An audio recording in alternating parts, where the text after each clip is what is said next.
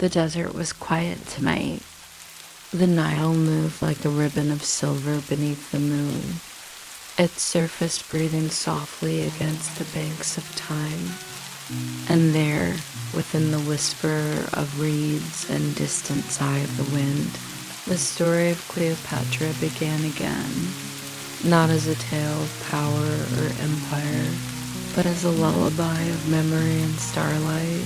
Close your eyes now and drift to the ancient land of Egypt, where the air smelled of lotus and honey, and the queen who once ruled the sunlit world waits beneath the stars, dreaming still. The Nile breathed that night. Its waters shimmered like silk beneath the silver hand of the moon, carrying with them the scent of lotus and the whisper of ancient songs. The reeds swayed softly, and the wind drifted across the dunes like a lullaby, long forgotten dot far across the water.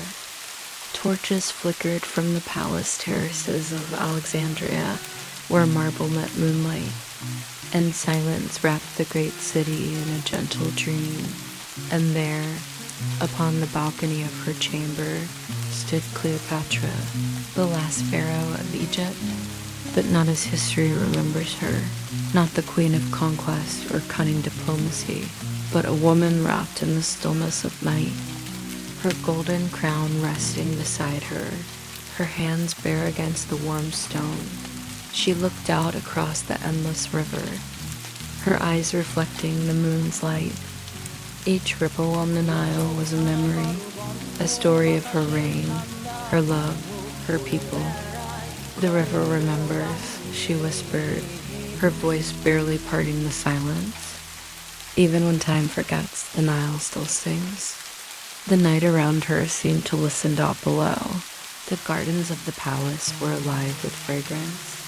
Lily, myrrh, and sweet jasmine carried on the air. A single lotus blossom floated in a basin of water near her feet.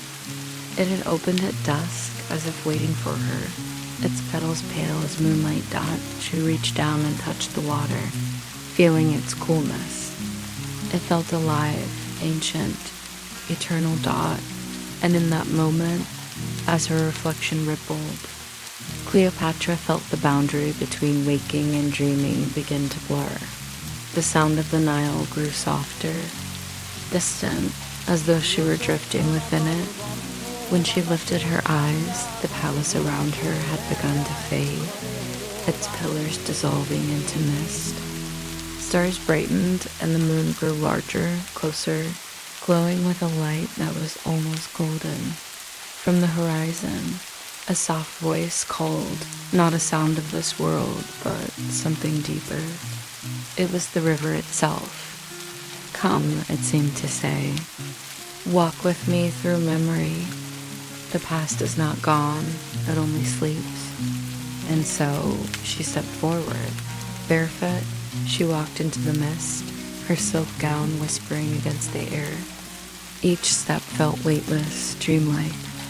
When the haze cleared, she stood not upon her marble balcony, but on the sands beside the Nile, as it might have been long before, when temples were young and the world was closer to the gods. The stars reflected perfectly on the surface of the water, as if heaven had lowered itself to rest upon the earth. A barge floated near the shore, carved with wings of gold. Its lanterns glowed with the light of 1,000 tiny flames, and within it sat a woman draped in white, her face serene, her hair crowned with reeds and light. Cleopatra knew her name before she spoke it. Isis, the goddess of the Nile, smiled gently. Her voice was not one sound, but many: water, wind, and the heartbeat of the earth. "You have ruled in my image," Isis said softly. "You have carried wisdom and grace into the world of men, but you have forgotten what it means to rest." Cleopatra lowered her gaze. The queen who had stood before emperors now felt small before the mother of gods. "Rest," she murmured. "I have not known it since the crown was placed upon my brow."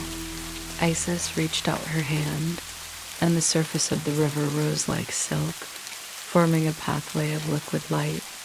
"Then walk with me," said the goddess. "Tonight, the river will show you what even time cannot take." And Cleopatra stepped upon the water. It did not sink beneath her feet. It shimmered and held her weight.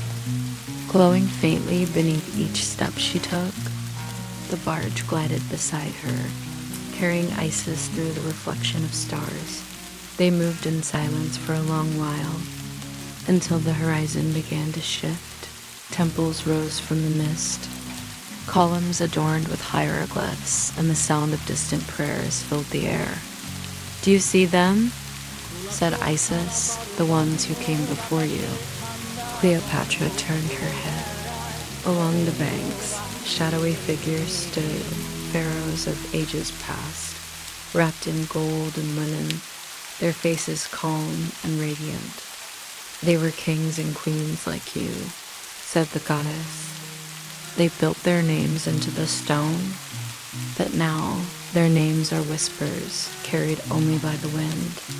"And I," said Cleopatra softly, "will one day be the same." Isis smiled. "Yes, but the wind does not mourn, it remembers." They came to a vast plain of light, where the river widened into a sea of stars. Cleopatra knelt at its edge, her reflection shimmering beneath her. "Do you fear the end?" asked Isis gently. The queen hesitated. "No, not the end itself, but the forgetting. I have loved so deeply, fought so fiercely. I fear only that the world will one day wake and find me gone, as though I had never breathed." Isis reached out and touched her brow. "No one who is loved is ever forgotten. Love is carved deeper than stone. It is written in the rhythm of the river, in the hearts of those who dream of you still." The goddess's touch was warm, and the light spread through Cleopatra's body like golden water. Her breath slowed. Her heartbeat softened. For the first time in years, she felt utterly calm. The stars above began to move, swirling slowly like petals on a current. One by one, they formed shapes, memories, scenes from her life. Her youth in the library of Alexandria, reading scrolls beneath the torchlight, her fingers tracing the names of ancient philosophers, the scent of honeyed wine in the gardens, laughter of her handmaidens beneath the palms, Caesar's voice in the Roman dawn, and later, Antony's laughter across the desert wind, the cries of the sea at Actium, the flutter of doves, the sound of a heartbeat against her ear. Each image flickered softly and faded into the next. Like dreams within dreams. Cleopatra watched them all without pain. There was no regret here, no sorrow, only the beauty of what had been. "Is this death?" she whispered. Isis shook her head. "No, my child. This is memory. The place where all stories come to rest before they are born again." The stars dimmed, and the river began to glow brighter, not silver now, but gold. Cleopatra closed her eyes and felt herself float. The water held her like silk, and her breath deepened into sleep. "When you wake," said the goddess, "you will remember not power, but peace. And that is the true crown." The wind sighed. The lotus petals drifted. And as the night deepened over the Nile, the queen of Egypt, no longer burdened by time, surrendered herself to the dream, where the river met the stars and the world itself exhaled. The golden waters of the Nile stretched endlessly before her, shimmering with the light of unseen stars, each ripple breathing softly as if the river itself dreamed. Cleopatra floated upon it as one might drift between waking and sleep, her body weightless, her mind open and still. The air smelled of lotus and honey, and every sound was hushed, Even the wind moved gently, careful not to disturb the rhythm of the current. Somewhere far away, she could still hear the distant echo of Alexandria, the murmur of the marketplace, the laughter of her people, the faint metallic ring of soldiers training at dawn. It was all part of the same song, the song of her life. Fading now into the deep hum of eternity dawed as she drifted. The water beneath her began to change color, from gold to soft indigo, then to the deep green of papyrus leaves. She felt herself carried not forward, but backward, back through time, through layers of memory she had not visited since her youth. When she opened her eyes, she was no longer the queen of Egypt, but a child again, standing on the riverbank near her father's villa in Alexandria. The reeds brushed against her ankles, and the smell of the wet earth was fresh, alive. Her small hands clutched a scroll she could barely read, but she traced each symbol carefully, whispering the words as her tutor had taught her. The sound of his voice came back to her now, calm, patient, warm like the morning sun. To know the words of others, he had said, is to hear the echo of their souls. Even then, she had loved knowledge more than gold or power. Cleopatra smiled softly at the memory. The scene shimmered and shifted the way dreams do, and the child she had been turned slowly into the young woman she became, her eyes sharper, her gaze already carrying the weight of a crown she did not yet wear. She saw herself standing in the grand library of Alexandria, her fingers brushing over scrolls that held the secrets of the world. Greek, Latin, Egyptian. She had learned them all, mastering languages as if they were keys to the hearts of men. The torches flickered beside her, and she could almost feel the heat of their light against her cheek. Knowledge, she whispered to her younger self, was always the truest power. The water rippled again, and the world changed once more. Now she stood before her father, Ptolemy XII, in the vast marble hall where incense burned and the air was thick with expectation. His face, proud yet weary, was turned toward the horizon, where Rome's shadow was already rising. You must be more than queen, he had told her, his voice trembling. You must be Egypt itself, its beauty, its will, its breath. She had not understood then, but the meaning grew with her. When the crown was finally placed upon her head, it did not feel like gold. It felt like a storm. The river grew brighter again, the waters glowing with the shimmer of sunlit gold. Cleopatra watched as scenes from her reign unfolded like reflections across the surface. She saw the people bowing before her throne, their eyes full of faith. The dancers in the courtyards moving like wind through linen. The scholars and astronomers of her court debating the motion of the stars. Each image moved gently past her like petals floating downstream. Then came the ships, the sea, the moment that changed her fate forever, Julius Caesar arriving upon the tide. She remembered the night she had herself wrapped in a carpet, smuggled past guards, her heart beating not with fear, but with thrill. She remembered his eyes when she first stood before him, curious, amused, but not cruel. He had seen in her not a supplicant, but a sovereign. Together, they had walked through the gardens, discussing philosophy, the stars, and empire. His laughter had been quiet, his touch careful. For a brief time, she had believed that two worlds, Egypt and Rome, could breathe as one. But time, like the tide, is never still. The image shifted, and she saw herself years later, watching the flames rise over the harbor of Alexandria as Caesar's enemies descended upon the city. Smoke filled the air, and the light of burning ships painted the sky in gold and ash. The library of Alexandria her beloved sanctuary, was swallowed by fire. The sound of scrolls crackling still echoed faintly in her ears. Knowledge burns, she whispered now, but wisdom remains. The river darkened, and the waves began to churn. From the mist emerged the shadow of another man, Mark Antony, his laughter loud and reckless, his heart full of flame. Cleopatra felt warmth flood her chest. He had come to her not as conqueror, but as companion. She remembered the feast they held on the royal barge, the music, the wine, the gold lamps that shimmered on the water. Together, they had made the Nile itself a stage of love. The people had called them the sun and the moon, for when they were together, the world seemed brighter.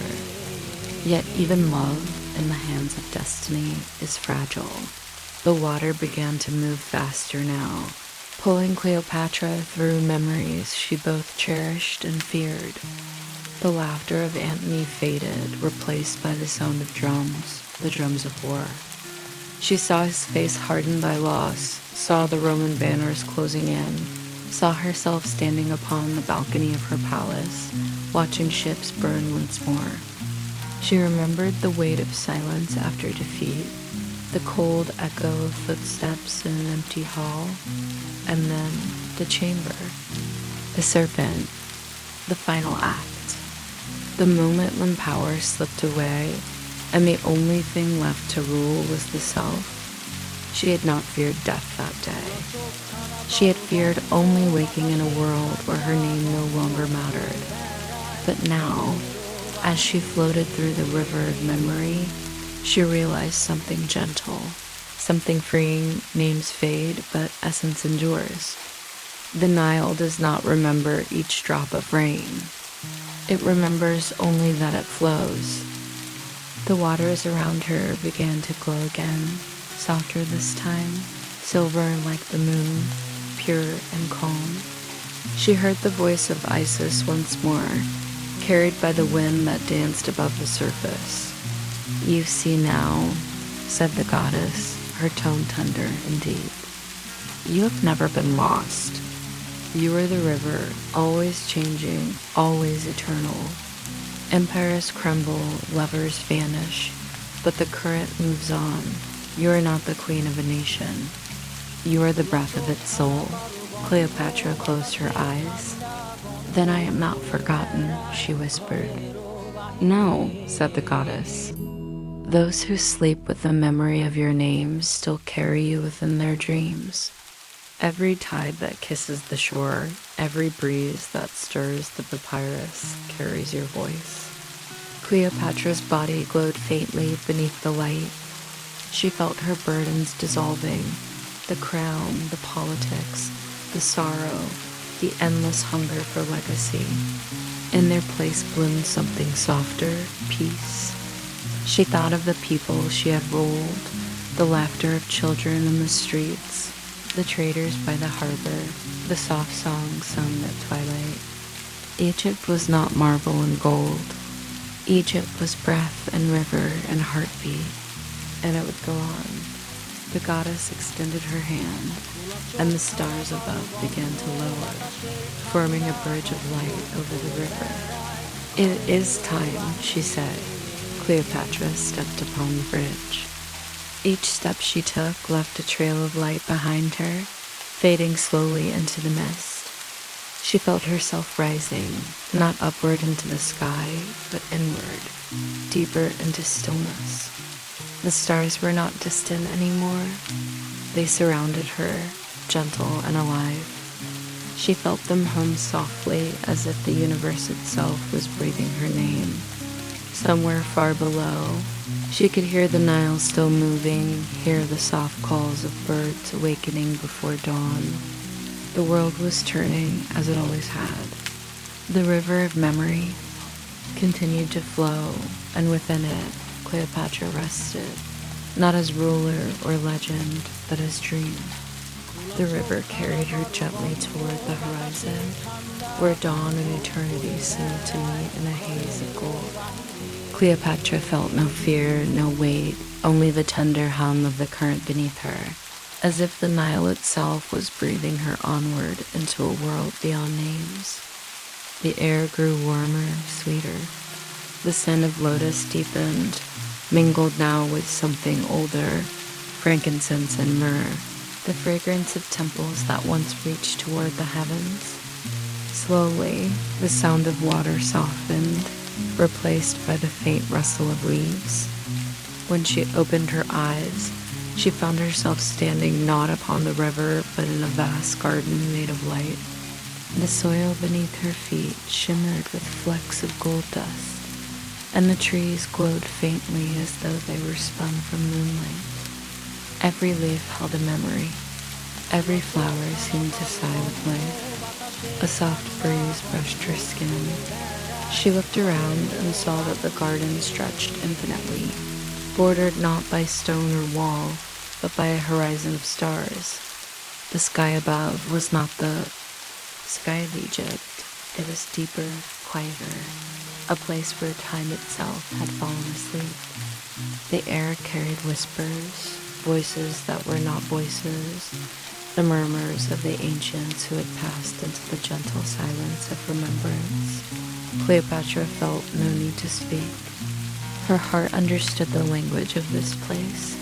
She walked among the flowers, and with each step, the earth beneath her shimmered. The blooms changed color as she passed, blue to gold, gold to silver, silver to white, as though the garden recognized her presence. At the center stood a pool of still water, perfectly clear, reflecting the sky above. It was there she saw them, figures standing in the reflection, but not upon the earth, queens of ages past. Nefertiti, radiant and calm, her neck adorned with the blue crown of grace. Hatshepsut, proud and strong, her eyes reflecting the fire of creation. Sobonferil, wise and watchful, her gaze carrying the calm weight of the Nile's depths. They were not ghosts nor gods, but echoes of power, remnants of spirit that still breathed through Egypt's eternal rhythm. "Welcome, daughter of the lotus," said Nefertiti, her voice flowing like a harp played in the wind. "The river has brought you home." Cleopatra bowed her head, her long dark hair falling over her shoulders like silk. "Am I truly home?" she asked softly. "I thought home was the world I left behind, the city, the people, the sea." Hatshepsut smiled. "Home is not where you rule, but where your soul remembers its name." Cleopatra stepped closer to the pool, gazing at the reflections. Her face shimmered beside theirs, not as queen or conqueror, but as woman, eternal and luminous. "I sought greatness," she whispered, "but I found only burden. I wore the crown, yet I forgot the silence beneath it." Sobonferia lifted her hand, and a lotus bloomed on the water's surface. Then now in silence, find what greatness truly means. Power fades, stone crumbles, but the stillness that lives within, that endures beyond time. A warmth spread through Cleopatra's chest. The sound of the wind grew softer, turning into the rhythm of her own breath. The pool rippled, and from its surface rose gentle lights, memories made flesh. She saw her children, Alexander Helios, Cleopatra Selene, and little Ptolemy, their laughter echoing through the halls of the palace. She saw their faces, as she had last seen them, bright with youth, untouched by the weight of empire. A single tear formed in her eye, not of sorrow, but of love so deep it quieted even grief. "They are not lost," whispered Nefertiti. "They carry your spirit in their dreams, as you carry the dreams of all who came before." This is how the river flows, through blood, through memory, through love unbroken. Cleopatra closed her eyes and listened. Beneath the hush of eternity, she could hear the Nile once more, its endless murmur like a mother's song. It was the same sound she had heard as a child by her father's villa, the same rhythm that had lulled her to sleep in her chambers, the same current that had guided her through life and now through the after dreams. She realized then that the Nile had never left her. It had lived within her all along. "Then tell me," she asked softly, "what becomes of me now?"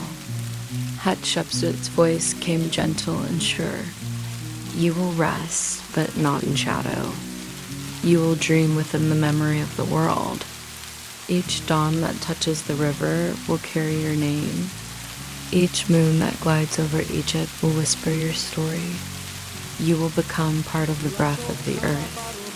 As those words sank into her, Cleopatra felt the weight of centuries lift. Her crown dissolved into light, scattering into the air like dust from a golden statue.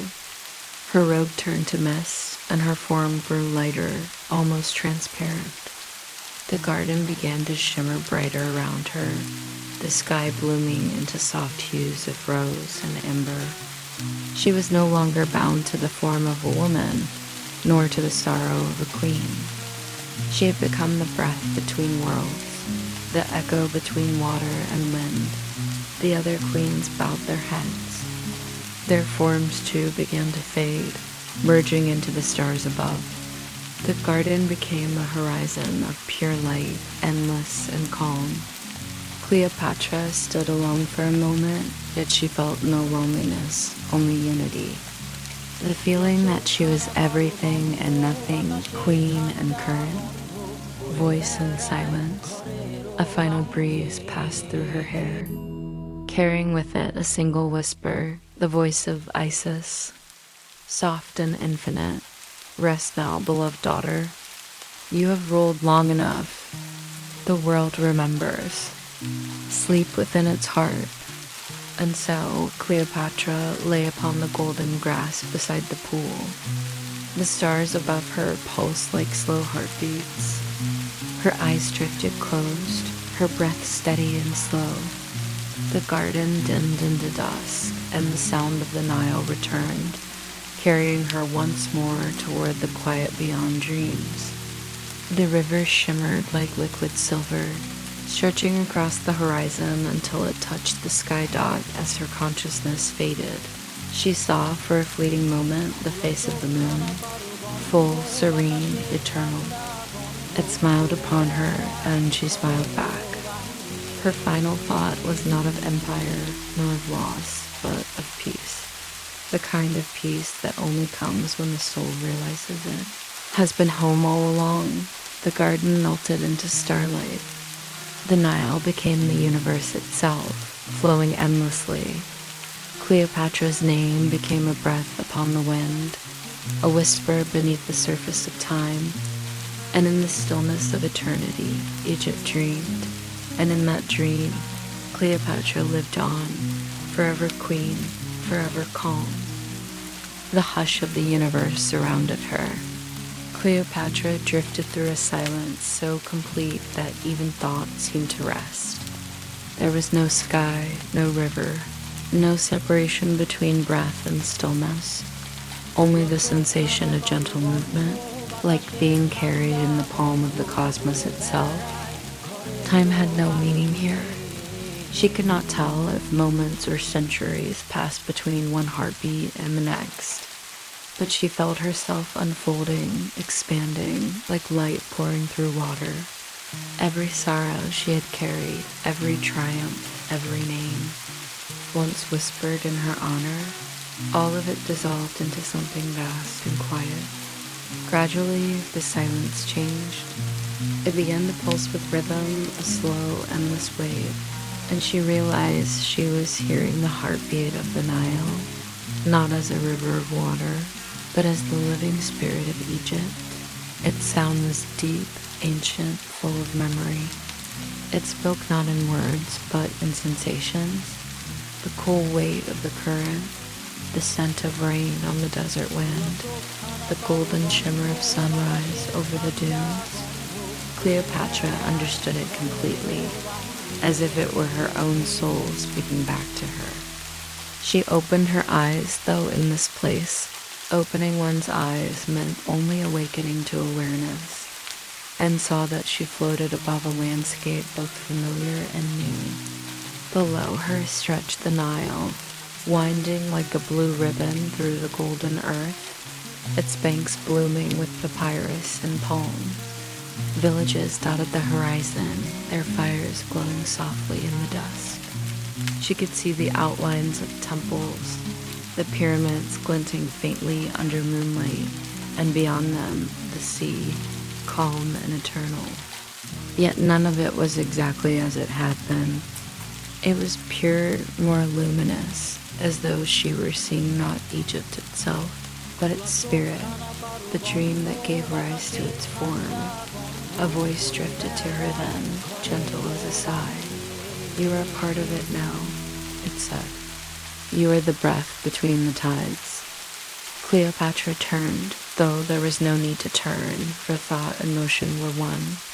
Beside her stood Isis once more, radiant in robes of light that shimmered with the colors of dawn. The goddess's eyes held galaxies within them, infinite and calm. Cleopatra bowed her head, but Isis touched her chin and lifted it softly.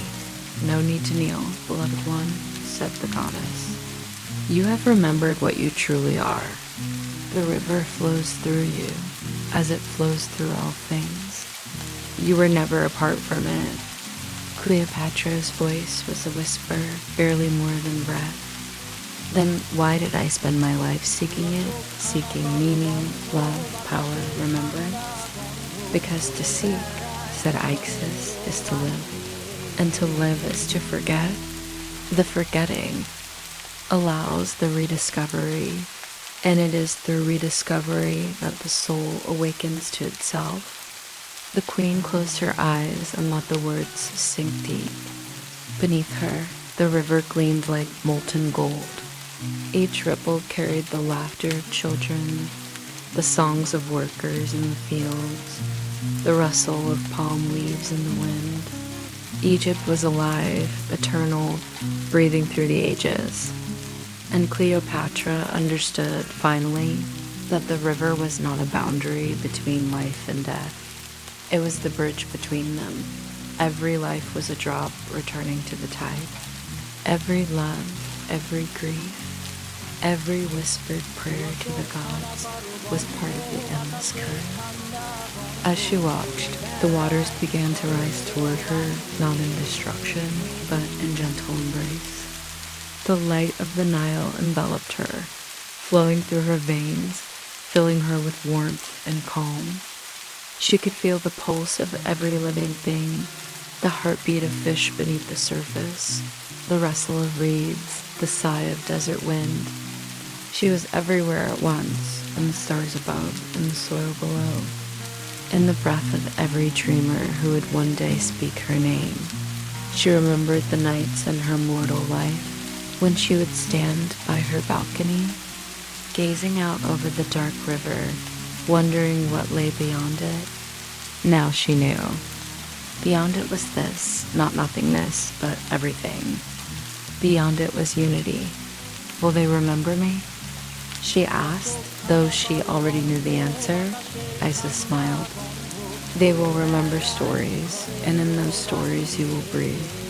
Some will speak your name as queen, some as lover, some as myth. It does not matter how they remember, only that they feel what you once felt. The spirit of Egypt is not held in history, but in the hearts it still stirs." Cleopatra's eyes softened.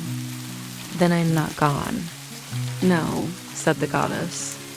"You are the Nile itself now, ever changing, ever eternal. When the river glistens beneath the moon, it will be your light. When it floods and nourishes the earth, it will be your gift. And when the wind moves gently through the reeds, it will be your whisper to those who still dream of the ancient world." Cleopatra smiled faintly, her expression serene. She looked down once more at the land she had ruled, her beloved Egypt, sleeping beneath the stars. She thought of its people, its music, its scent of spices and sand. She thought of the sound of waves against the harbor walls, the shimmer of gold under the desert sun.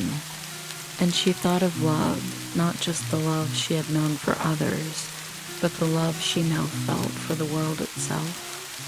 It filled her completely until she was nothing but that love, that light, that endless peace. Her form began to glow brighter, dissolving into the river's light. The goddess extended her hand once more, not to guide her this time, but to bless her passage. "Sleep now, child of the Nile," Isis whispered. "Your story is written in water and starlight. Let it drift forever." The queen's body became light, soft, golden, formless. Her breath merged with the wind, her thoughts with the rhythm of the tide. She felt no boundary between herself and the world. She was the current, the reflection, the silence between waves. The last trace of her mortal self sighed into the breeze, not in sorrow, but in release. The river flowed on. Seasons passed, empires rose and fell, but still the Nile shimmered under the moon, whispering her name to those who paused to listen. Travelers who stood by its banks at night sometimes felt a strange calm, a sense that someone unseen watched over the water. The wind would shift, carrying the faint scent of lotus, and the ripples would move in patterns that seemed almost deliberate, like a hand brushing a surface in greeting. They would not know why, but they would feel peace, and that was enough that far above. The stars turned slowly, ancient and unchanging, and somewhere within their light, Cleopatra dreamed, not as queen, not as legend, but as the eternal tide itself, endless and serene. The Nile whispered on, a lullaby for the world. Night deepened over the Nile. The stars hung low, mirrored perfectly upon the water's surface, so that heaven and earth seemed to meet within the river's heart. The air was cool and still, touched by the faint fragrance of lotus. Far in the distance, a temple bell sounded once, slow and soft, like the world breathing in its sleep. Beneath that silence, something stirred, a shimmer in the air, a hush between heartbeats. From the stillness rose a shape of light, gentle as moon mist, taking form above the water. It was Cleopatra, no longer bound by flesh or crown, but radiant with quiet grace. Her eyes were soft as starlight, her voice barely more than the whisper of the tide.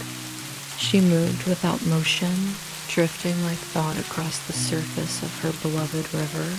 The goddess Isis was nowhere to be seen now, for Cleopatra no longer needed a guide.